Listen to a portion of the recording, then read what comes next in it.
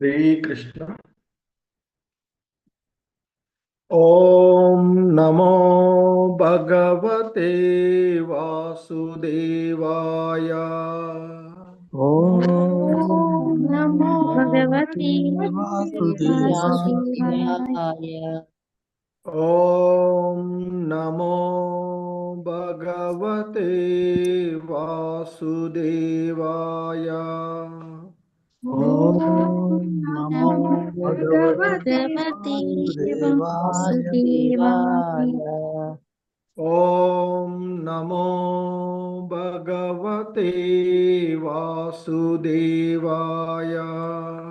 ओम नमो भगवते भगवते वासुदेवाय। नारायणं नमस्कृत्य नरं चैव नरोत्तमम्। नारायणं नमस्कृत्य नरं चैव नरोत्तमम्। देवीं सरस्वतीं व्यासं ततो जयमुदीरयेत्। देवीं सरस्वती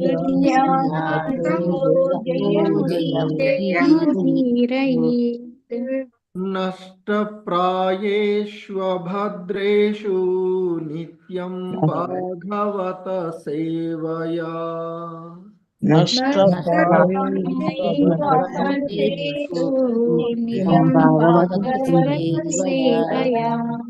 भगवती उत्तमश्लोके भक्तिर्भवति नैष्टिकी। भगवती उत्तम श्लोके भक्तिर्भवति नैष्टिकी। हरे कृष्ण। हरे कृष्ण प्रभु जी, ప్రణామాలు. సో ఈరోజు శ్రీమద్ భాగవతం క్లాస్కి మీ అందరికీ కూడా ఇస్కాన్ శ్రీ శ్రీ రాధా గోవింద ఆలయం కులై మంగళూరు కర్ణాటక తరపున స్వాగతం తెలియచేస్తూ, సో మనం శ్రీమద్ భాగవతము 3వ స్కందము యథాస్థితి అందులోని 31వ అధ్యాయమైనటువంటి జీవుల యొక్క గతులను గూర్చి కపిల భగవానుల వారి యొక్క ఉపదేశములు అనేటువంటి అధ్యాయంలో ఈరోజు 38వ శ్లోకాన్ని ఇస్కాన్ వ్యవస్థాపక ఆచార్యులైనటువంటి శ్రీల ప్రభుపాదుల వారి యొక్క భాష్యం ద్వారా ఈ శ్లోకాన్ని అవగాహనం చేసుకోవడానికి ప్రయత్నం చేద్దాము.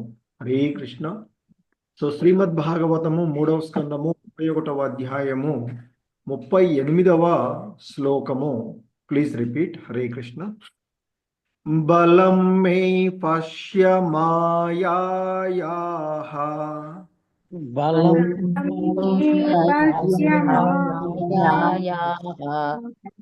బలం మే పశ్య మాయాయాః బలం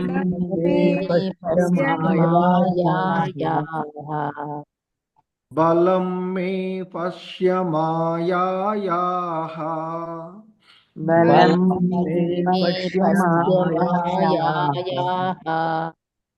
శ్రీమయ్యా జయినో దిశాం. శ్రీమయ్యా జయినో శ్రీమయ్యా జయినో దిశాం. శ్రీమయ్యా శ్రీమయ్యా జయినో దిశాం. శ్రీమయ్యా జయినో యా కరోతి పదాక్రాంతాన్ యా కరోతి పదాక్రాంతాన్ యా కరోతి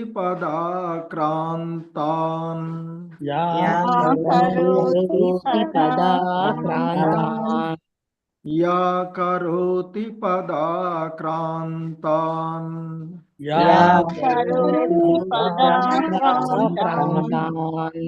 బ్రూ విజృంభేణ కేవలం.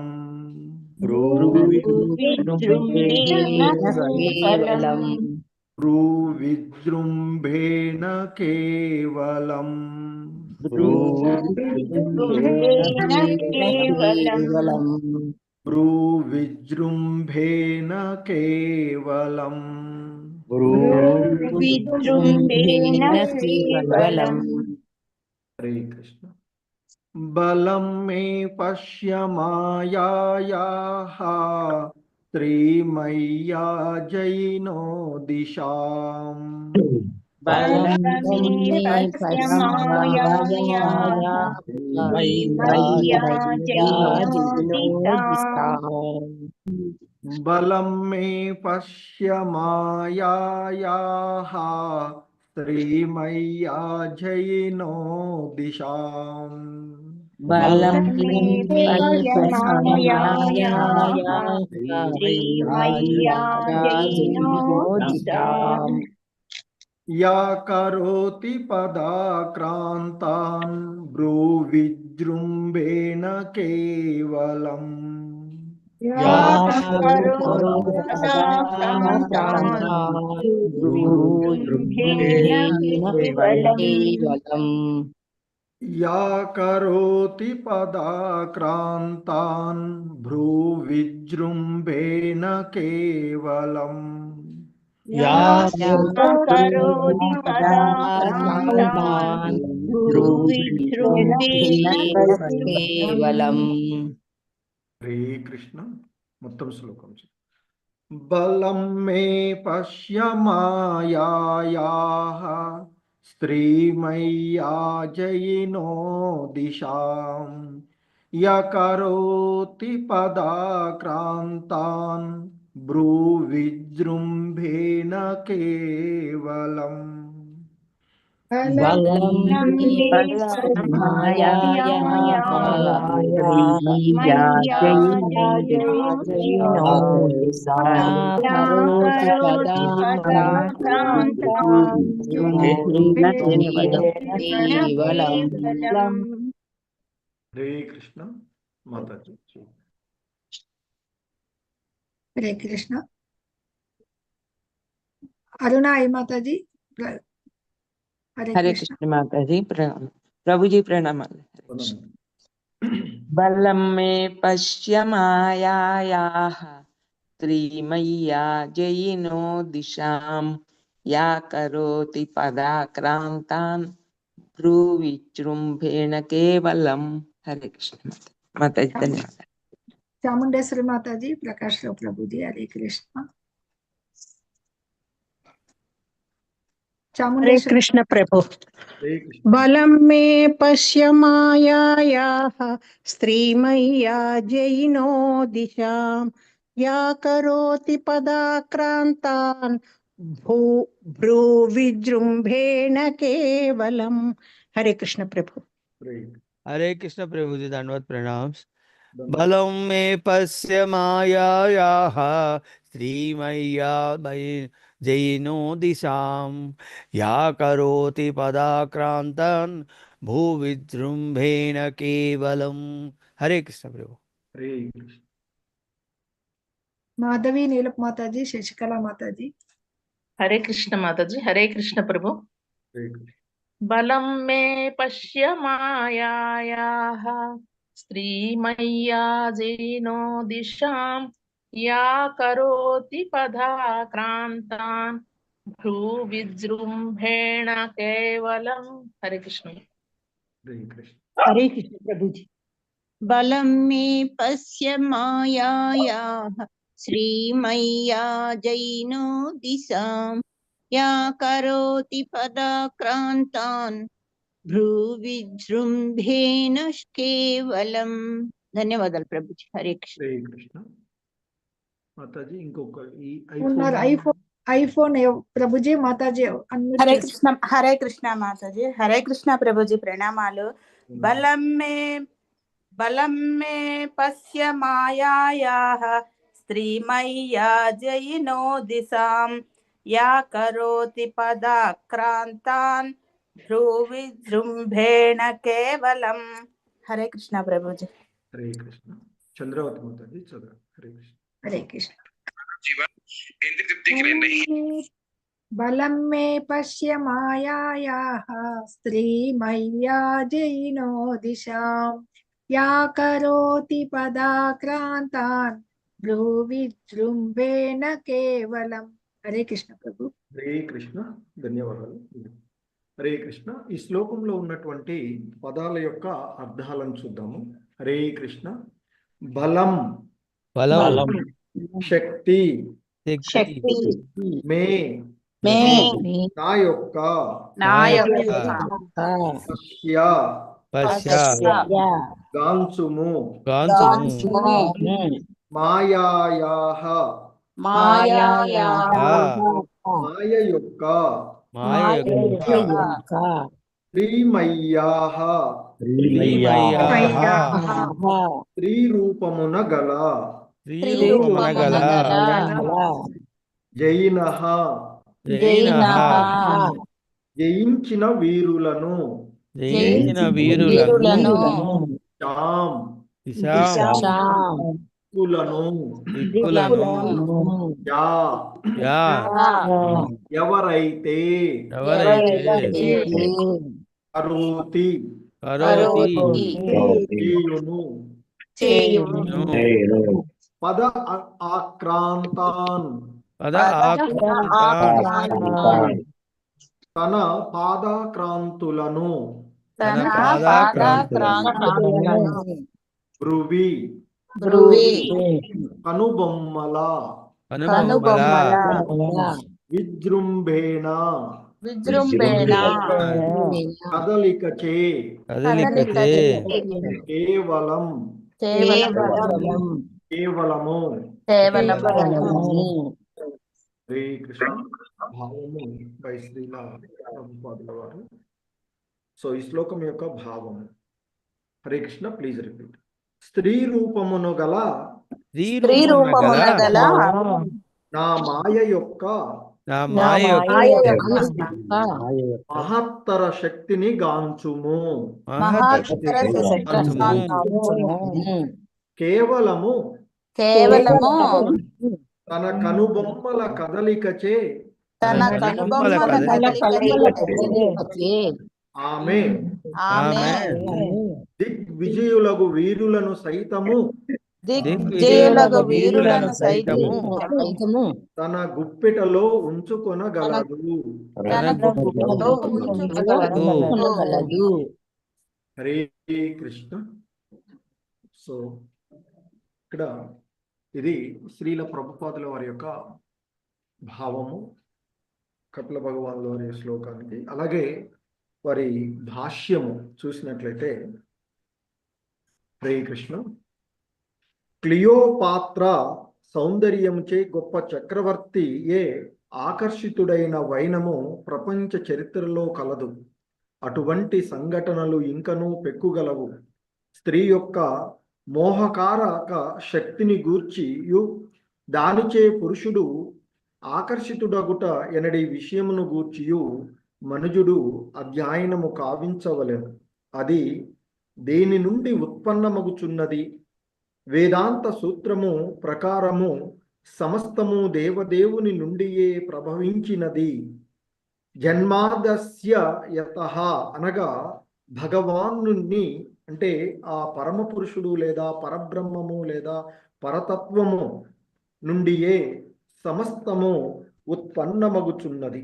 కనుక స్త్రీ యొక్క మోహ శక్తికి మరియు పురుషుడు ఆ ఆకర్షణకు లోనగుట ఎనునవి ఆధ్యాత్మిక జగమున దేవదేవుని యందున నిలిచియుండి అతని దివ్య లీలల యందు తప్పక ప్రదర్శితమగుచుండును. భగవానుడు పరమపురుషుడు. సాధారణంగా పురుషుడు స్త్రీచే ఆకర్షితుడు కావలనని కోరుచుండును. అదే స్వభావము దేవదేవుని యందును గోచరించును. సౌందర్యవతియగు స్త్రీచే అతడు ఆకర్షితుడు కావలనని కోరును. కానీ ఇచ్చట ప్రశ్న ఏమనగా, అతడు స్త్రీ సౌందర్యంచే మోహితుడు కాగోరినచో సాధారణ స్త్రీ అతనిని మోహింపజేయునా? అది అసాధ్యమైన విషయం. పరబ్రహ్మమునెడ ఆకర్షితులైనచో భౌతిక జగమందున్న పురుషులు కూడా స్త్రీ ఆకర్షణ నుండి బయటపడియుందురు. హరిదాస ఠాకూర్ల వారి వృత్తాంతమదియే. నడిరేయిన ఒక సౌందర్యవతియగు వేశ్య ఆయనను ఆకర్షింప యత్నించను. కానీ ఆయన భక్తియుత సేవలో అంటే దివ్యమగు కృష్ణ ప్రేమలో నెలకొని ఉన్నందున ఆమెచే మోహమునకు గురి కాలేదు. పైగా తన దివ్య సాంగత్యముచే ఆయన ఆ వేశ్యను ఒక గొప్ప భక్తురాలుగా మార్చిరి. అనగా ఈ భౌతిక ఆకర్షణను నిక్కంగా భగవానుని ఆకర్షింపబోదు. కనుక శ్రీకృష్ణ భగవానుడు స్త్రీచే ఆకర్షింపగోరినప్పుడు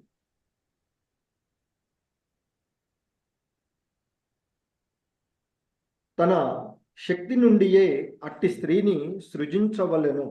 ఆ రీతి సృజించిన స్త్రీయే రాధారాణి.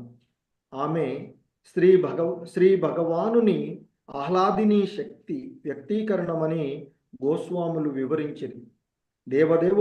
దేవదేవుడు దివ్యానందమును గోరినప్పుడు తన ఆంతరింగిక శక్తి నుండియే స్త్రీ రత్నమును సృజించును. అనగా స్త్రీ సౌందర్యముచే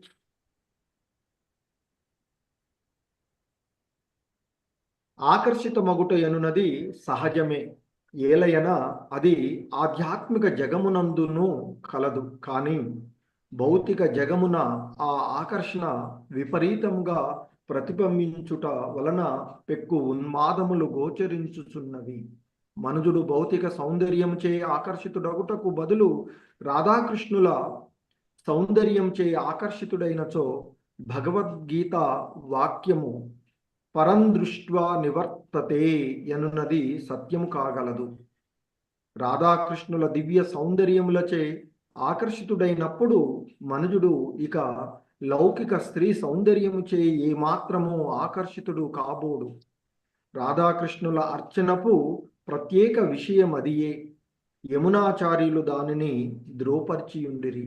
రాధాకృష్ణుల సౌందర్యంచే ఆకర్షితుడై ఉన్నందున స్త్రీ ఆకర్షణపు ఆలోచన కలిగినంతనే ఆ భావమును నేను ఏవగించుకొందును అని ఆయన పలికిరి. మదన మోహనునిచే అంటే శ్రీకృష్ణుడు మరియు అతని రాణుల సౌందర్యముచే ఆకర్షితులమైనప్పుడు బద్ధ జీవనపు శృంఖలములు అనగా స్త్రీ సౌందర్యము వలన ఆకర్షింపజాలదు. ఆ స్త్రీ సౌందర్యము మనలను ఆకర్షింపజాలదు. హరే కృష్ణ. జగద్గురు శ్రీల ప్రభుపాద్కి జై. సో ఇది శ్రీల ప్రభుపాదుల వారి యొక్క భాష్యము ఈ శ్లోకమునకు ఇవ్వబడినటువంటిది. హరే కృష్ణ.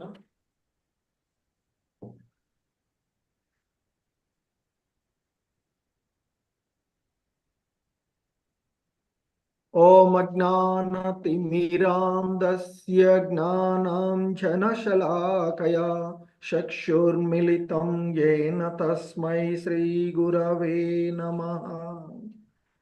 నమో ఓం విష్ణుపాదాయ కృష్ణప్రేష్టాయ భూతలే శ్రీమతే భక్తివేదాంత స్వామినితి నామినే.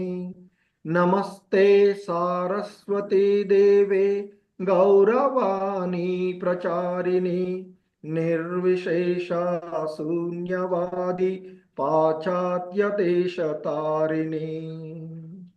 హే కృష్ణ కరుణా సింధో దీనబంధు జగత్పతే గోపేశ గోపికా కాంత రాధాకాంత నమోస్తుతే. తప్త కాంచన గౌరాంగీ రాధే వృందావనేశ్వరి వృషభానుసుతే దేవి ప్రణమామి హరిప్రియే. వాంఛాకల్పతరుభ్యశ్చ కృపా సింధుభ్య ఏవ చ పతితానాం పావనేభ్యో వైష్ణవేభ్యో నమో నమః. జయ శ్రీ కృష్ణ చైతన్య ప్రభు నిత్యానంద శ్రీ అద్వైత గదాధర శ్రీవాసాది గౌరభక్త బృంద. హరే కృష్ణ కృష్ణ కృష్ణ హరే హరే హరే రామ హరే రామ రామ రామ హరే హరే. హరే కృష్ణ కృష్ణ కృష్ణ హరే హరే. హరే రామ రామ రామ హరే హరే. హరే కృష్ణ. సో మరి ఈ భౌతిక జగత్తులో జీవుల యొక్క గతులను గురించి కపిల భగవానుల వారు వివరిస్తూ ఉన్నటువంటి ఆ అంశాలను మనము ఈ అధ్యాయంలో చూస్తూ ఉన్నటువంటివి. సో ఈ క్రమంలో ఆ కపిల భగవానుల వారు తెలియచేస్తూ ఉన్నటువంటి ఆ భగవంతుని యొక్క శక్తులలో ఒక శక్తిగా ఉన్నటువంటి ఆ స్త్రీ యొక్క ఆకర్షణకు మరి ఈ భౌతిక జగత్తులో థ్యాంక్ యూ. ఏ విధంగా ఈ జీవుడు బంధితుడు అవుతూ ఉన్నాడో, ఆ విధంగా బంధితుడైనటువంటి జీవుడు ఏ విధంగా మరి ఈ భవబంధనాలలో చిక్కుకొని పోతూ ఉన్నాడో అంటూ ఆ కపిల భగవానులు వారు తెలియచేస్తూ ఉన్నటువంటి విషయాలను ఇస్కాన్ వ్యవస్థాపక ఆచార్యులైనటువంటి శ్రీల ప్రభుపాదుల వారి యొక్క వివరణ ద్వారా మనం చూస్తూ ఉన్నటువంటిది. మరి ఈ భౌతిక జగత్తులో మాయ చేత ప్రభావితులైనటువంటి జీవుడు మరి ఆత్మానుభవపు జ్ఞానాన్ని కోల్పోయినటువంటి ఆ జీవుడు మరి స్త్రీ చేతిలో ఒక కీలుబొమ్మలాగా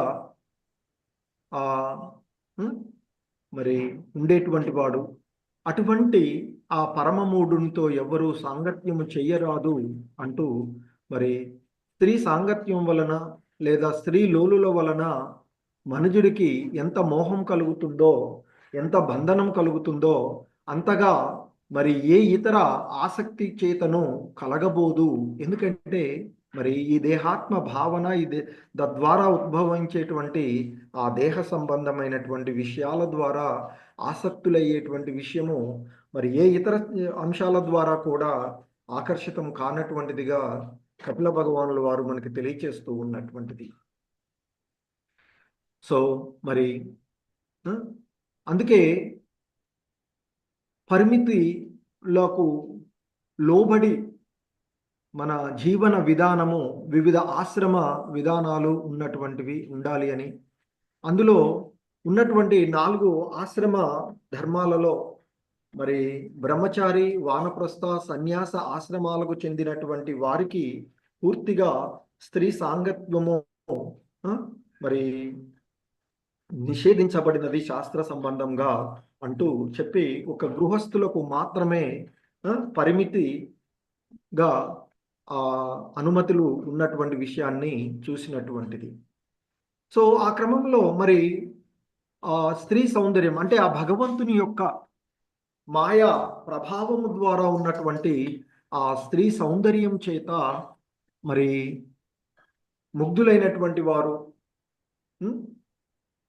మరి పతనం చెందినటువంటి విషయాలను గురించి తెలియచేస్తూ ఆ క్రమంలో బ్రహ్మదేవుడు తాను సృష్టించినటువంటి తన యొక్క కూతురు యొక్క సౌందర్యాన్ని చేత ముగ్ధుడవడము, అలాగే పరమశివుడు మరి ఆ భగవంతుని యొక్క మోహిని అవతారం చేత సమ్మోహితమైనటువంటిది చెప్తున్నారు. అంటే ఇక్కడ బ్రహ్మరుద్రులాంటి వంటి దేవతలు కూడా మరి ఆ భగవంతుని యొక్క మాయా సౌందర్యం చేత ఆకర్షితులవుతూ ఉన్నారు. కనుక సామాన్యులు గురించి వేరుగా చెప్పవలసింది ఏంటి అంటూ మనకి శ్రీల ప్రభుపాదుల వారు తెలియచేసినది. మరి ఆ విధంగా బ్రహ్మ సృష్టికర్తగా, తొలి జీవుడైనటువంటి ఆ బ్రహ్మ సృష్టికర్తగా ప్రజాపతులలో ఉన్నటువంటి ఆయన చేత సృజించబడినటువంటి వారు ఆ ఋషులు అందరూ కూడా మరి ఆ భగవంతుని యొక్క ఆ మాయా సౌందర్యం చేత ఆకర్షితులైనటువంటి వారే ఒక నారాయణ ఋషి తప్ప అంటూ చెప్పారు. సో మరి ఆ క్రమంలో ఉన్నటువంటి అందరూ కూడా మరీచాదు ఋషులందరూ కూడా ఉన్నటువంటి విషయాన్ని చెప్తూ ఇంకా మరి ఈరోజు ఈ శ్లోకంలో కపిల భగవానుల వారు తెలియచేస్తూ ఉన్నటువంటి అంశము మరి ఆ స్త్రీ యొక్క సౌందర్యం చేత అంటే ఆ భగవంతుని యొక్క సృష్టి అంతటి సౌందర్యమైనది అనేది ఇక్కడ చెప్తూ ఉన్నటువంటిది.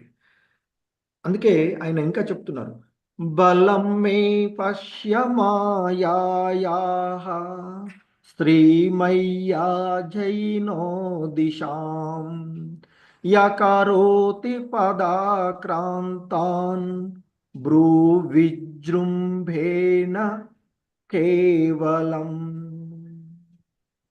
సో ఇక్కడ మరి ఆ భగవంతుని యొక్క శక్తి, మాయాశక్తి అయినటువంటి ఆ స్త్రీ రూపము ఏదైతే ఉందో ఆ రూపం యొక్క మహత్తరాన్ని అంటే ఇక్కడ తెలియచేస్తూ ఉన్నటువంటి అంశము ఈ శ్లోకంలో చెప్తున్నది. బలం మే పశ్య మాయాయ స్త్రీమయ్యా జైనో దిశాం. అన్ని దిశలను అంటే ఇక్కడ దిగ్విజయులుగా ఉండేటువంటి వీరులను సహితము ఆ స్త్రీ యొక్క మహత్తరమైనటువంటి శక్తి ఆకర్షిస్తుంది. ఎలా అంటే ఇక్కడ చెప్తున్నారు, బ్రూ విజృంభేన కేవలం. సో ఇక్కడ ఆ బ్రూవి అంటే ఆ కనుబొమ్మలు, విజృంభేన్ అంటే జృంభేన, బ్రూవి అంటే కనుబొమ్మలు, జృంభేన అంటే ఆ కదలికలు. కేవలము తన కనుబొమ్మల కదలిక చేత మరి గొప్ప గొప్ప వీరులను కూడా తన పాదాక్రాంతులను చేసుకున్నటువంటి సంఘటనలు ఎన్నో ఉన్నాయి అనేటువంటిది ఇక్కడ చెప్తూ ఉన్నటువంటిది. అంటే ఆ భగవంతుని యొక్క మాయా శక్తిని సాధారణ బద్ధజీవులు ఎవరు కూడా దాటడం అనేది అసాధ్యము అనేటువంటిది ఇక్కడ చెప్తూ ఉన్నటువంటిది. సో అందుకే కపిల భగవానులు వారు చెప్తూ ఉన్నారు, ఓ మాత, స్త్రీ రూపమున గల నా మాయ యొక్క మహత్తర శక్తిని గాంచుము. మరి స్త్రీ రూపములో ఈ భౌతిక జగత్తులో ఉన్నటువంటి నా యొక్క అంటే ఆ దేవాది దేవుడు, ఎందుకంటే ఇక్కడ కపిల భగవానుల వారు ఆ దేవాది దేవుని యొక్క అవతారంగా చెప్పబడుతూ ఉన్నటువంటిది. మరి ఆ కపిల భగవానులు వారు అందుకే చెప్తున్నారు, అంటే ఆ దేవదేవుని యొక్క మాయాశక్తి, ఆ స్త్రీ రూపంలో ఉన్నటువంటి మాయాశక్తి యొక్క మహత్తరాన్ని తెలుసుకో అమ్మా అంటూ దేవహూతికి చెప్తూ ఉన్నటువంటి అంశము కపిల భగవానుల వారు. కేవలము తన కనుబొమ్మల కదలికచే ఆమె దిగ్విజయులకు వీరుల సైతము తన గుప్పిటలో ఉంచుకొనగలదు. సో అది ఇక్కడ ఆ భగవంతుని యొక్క మాయాశక్తి యొక్క మహత్తరమైనటువంటి శక్తిని ఆ కపిల భగవానులు వారు చెప్తూ ఉన్నారు, తన తల్లితో చెప్తూ ఉన్నటువంటిది. అమ్మ, ఆ భగవానుడి యొక్క ఆ దేవదేవుని యొక్క మాయాశక్తి అంటే ఆయనే ఇక్కడ ఉన్నారు కాబట్టి నా యొక్క మాయా శక్తి యొక్క మాయ యొక్క మహత్తరాన్ని తెలుసుకో. కేవలము తన యొక్క కనుబొమ్మల కదలిక చేతనే దిగ్విజయులు అంటే విజయవంతులైనటువంటి ఎన్నో జయించినటువంటి దిక్కులను కూడా జయించినటువంటి సో కొంతమంది చూస్తాం మహా వీరులుగా ఉండేటువంటి అన్ని దిక్కులను జయించగలిగినటువంటి వారు. అటువంటి మహావీరులను సైతము తన కనుబొమ్మల కదలిక చేత తన గుప్పెటలో ఉంచుకోగలదు అనేటువంటి విషయాన్ని ఇక్కడ మనకి తెలియచేస్తూ ఉన్నటువంటిది. మరి శ్రీల ప్రభుపాదుల వారు వారి యొక్క భాష్యంలో చెప్తూ ఉన్నటువంటి ఒక ఇక్కడ ప్రపంచ చరిత్రలో క్లియోపాత్ర సౌందర్యంచే గొప్ప చక్రవర్తియే ఆకర్షితుడైనటువంటి వైనము ప్రపంచ చరిత్రలో గలదు. మరి అటువంటి సంఘటనలు ఇంకనూ పెక్కుగలవు అంటూ, ఎందుకంటే ఎన్నో ఈ చరిత్రలో చూసినట్లయితే ఎంతో మహావీరులుగా చెప్పబడేటువంటి వారు సైతము ఆ స్త్రీ సౌందర్యం చేత అంటే భగవంతుని యొక్క మోహకారక శక్తి చేత మరి ఆకర్షితులైనటువంటి సంఘటనలు ఎన్నో ఉన్నాయి అనేటువంటి చెప్తూ ఉన్నారు. స్త్రీ యొక్క మోహకారక శక్తిని గూర్చియు దానిచే పురుషుడు ఆకర్షితమయ్యేటువంటి విషయములను గూర్చి మనుజుడు అధ్యయనము కావించవలను. అంటే దీని విషయంలో జాగృతగా ఉండాలి, దాని గురించి ఎరిగి ఉండాలి అనేటువంటిది ఇక్కడ చెప్తూ ఉన్నటువంటి. మరి ఆ విధమైనటువంటి మోహకారక శక్తి దేని నుండి ఉత్పన్నమవుతున్నది? వేదాంత సూత్రము ప్రకారము సమస్తము దేవదేవుని నుండి ప్రభవించినది కదా. మరి వేదాంత సూత్రం వేదాల యొక్క సారంలో మనకి శ్రీమద్ భాగవతంగా చూస్తూ ఉన్నటువంటి మరి ఆ భాగవతంలో మనకి మొట్టమొదటిలోనే చెప్తూ ఉన్నటువంటి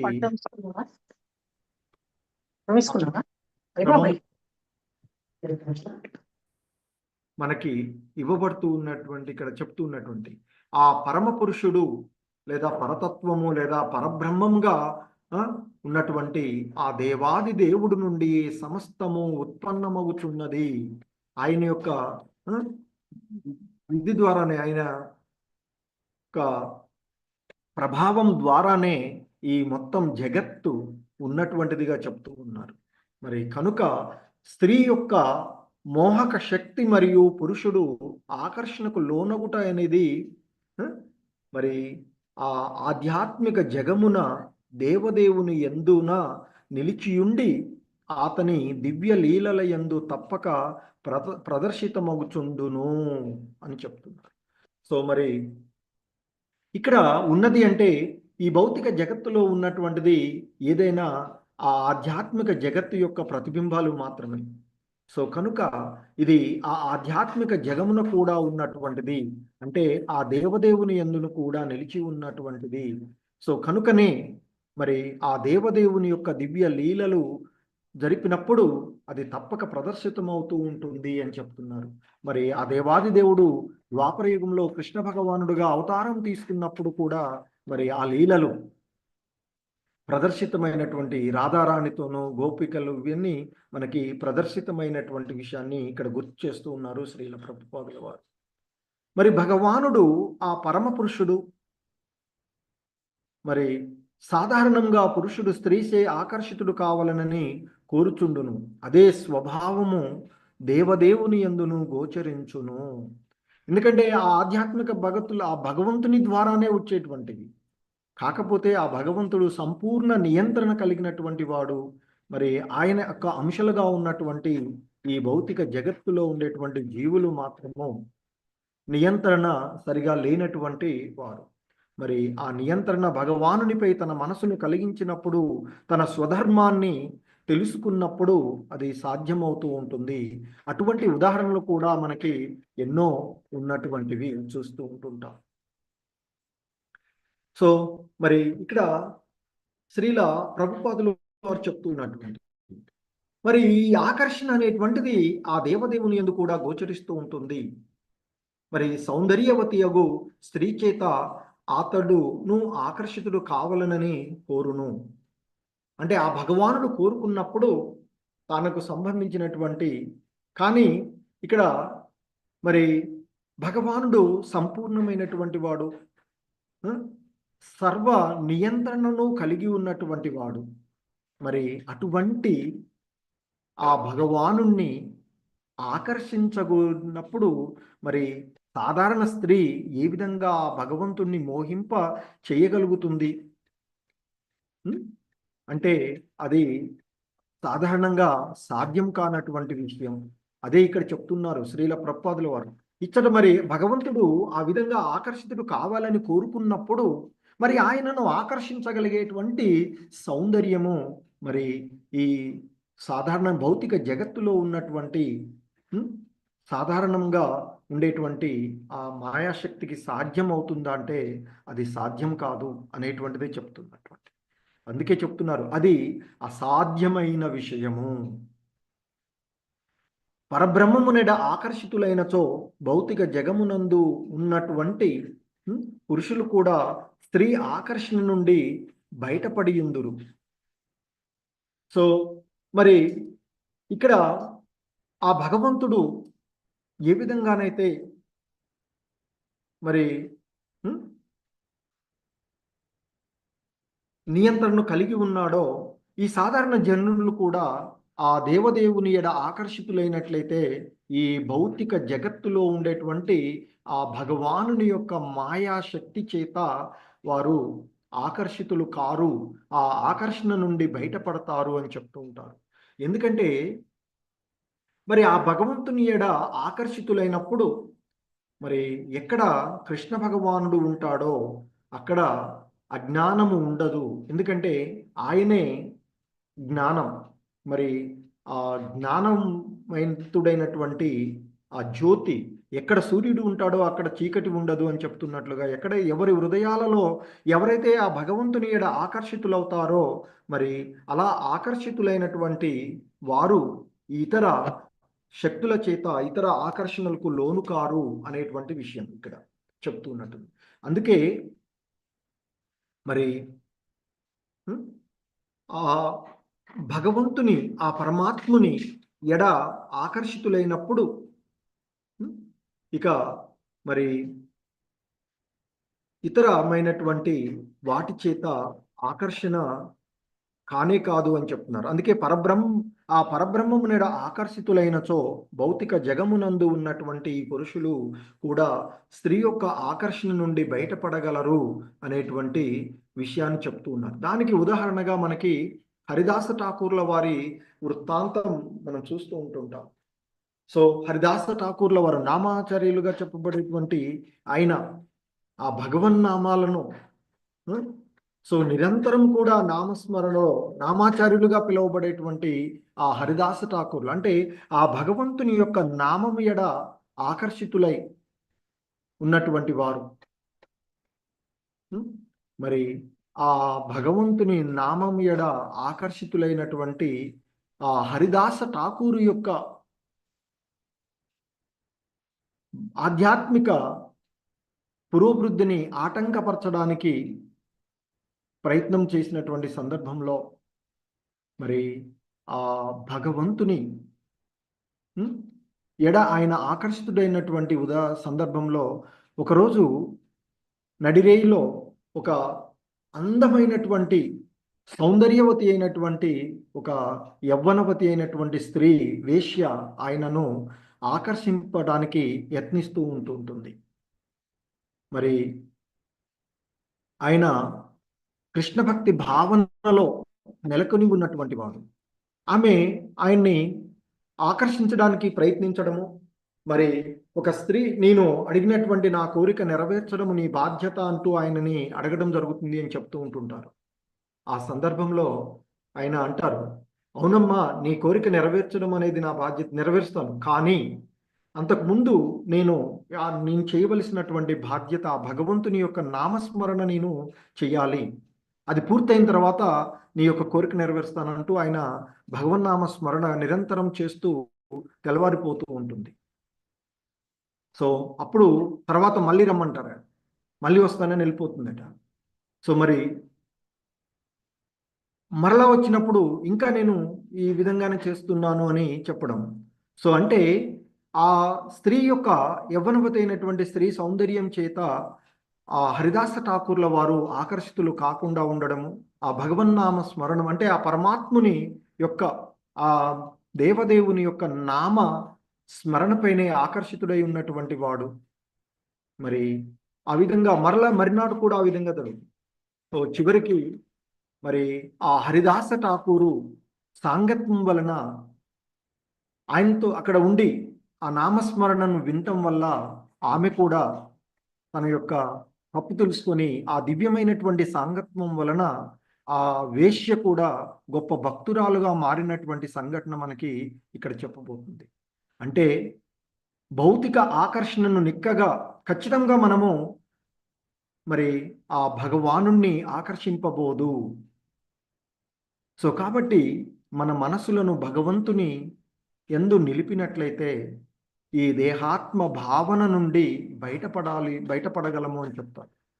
సో అలాగే మరి శ్రీకృష్ణ భగవానుడు స్త్రీ చేత ఆకర్షింపబడగోరినప్పుడు తన శక్తి నుండియే అట్టి స్త్రీని ఆయన సృజించవలెను తప్ప మరి ఈ మాయాశక్తి బాహ్యశక్తిగా ఉండేటువంటి ఈ భౌతిక జగత్తులో వచ్చేటువంటి శక్తి ద్వారా అది సాధ్యం కాదు అని చెప్తారు. మరి అందుకే ఆయన కోరికను ఆయన కూడా ఆకర్షింపబడాలి అని భగవంతుడు కోరుకున్నప్పుడు మరి ఆయన ఆయన యొక్క శక్తిని, తన యొక్క ఆహ్లాదిని శక్తి, ఆంతరింగిక శక్తి నుండి సృష్టించబడినటువంటి ఆమెయే శ్రీమతి రాధారాణి అని చెప్తూ ఉంటారు. సో ఆ రీతిని సృజించినటువంటి స్త్రీయే శ్రీమతి రాధారాణి. ఆమె శ్రీకృష్ణ భగవానుని యొక్క హ్లాదిని శక్తి వ్యక్తీకరణమని గోస్వాములు వివరించినటువంటి విషయాన్ని మనకిక్కడ శ్రీల ప్రభుపాదులు వారు గుర్తు చేస్తూ ఉన్నారు. దేవదేవుడు దివ్యానందమును గోరినప్పుడు మరి తన ఆంతరంగిక శక్తి నుండి ఏ శ్రీరత్నమును సృజించును అంటూ చెప్తున్నారు. అనగా స్త్రీ సౌందర్యం చే ఆకర్షితమగుట అన్నది సహజమే. ఏలయన అది ఆధ్యాత్మిక జగమునందు కూడా కలదు. ఎందుకంటే ఆ భగవంతుడు కూడా స్త్రీ సౌందర్యం చేత ఆకర్షించబడినప్పుడు తన యొక్క ఆంతరింగిక శక్తి ద్వారా మరి సృజించినటువంటి ఆ రాధామాతను గురించి ఇక్కడ తెలియచేస్తూ ఉన్నది. కానీ భౌతిక జగమున ఆ ఆకర్షణ విపరీతంగా ప్రతిబింబించుట వలన ఎక్కువ ఉన్మాదములు జరుగుతూ ఉన్నవి, గోచరించుతున్నవి. సో మరి అలాంటప్పుడు ఆధ్యాత్మిక జగత్తులో ఉన్నటువంటిది ఈ భౌతిక జగత్తులో ఉంది కదా అని అంటే, మరి ఈ భౌతిక జగత్తులో మాయా ప్రభావంతో ఆ ప్రతిబింబ ఏదైతే ఆకర్షణ, స్త్రీ ఆకర్షణ ఉందో అది విపరీత ధోరణులలో వెళుతూ ఉంది అని చెప్తున్నారు. ఆ విపరీతమైనటువంటి ధోరణుల కారణంగానే అనేకమైనటువంటి ఉన్మాదాలు గోచరించుచున్నవి ఈ భౌతిక జగత్తులో అని చెప్తున్నారు.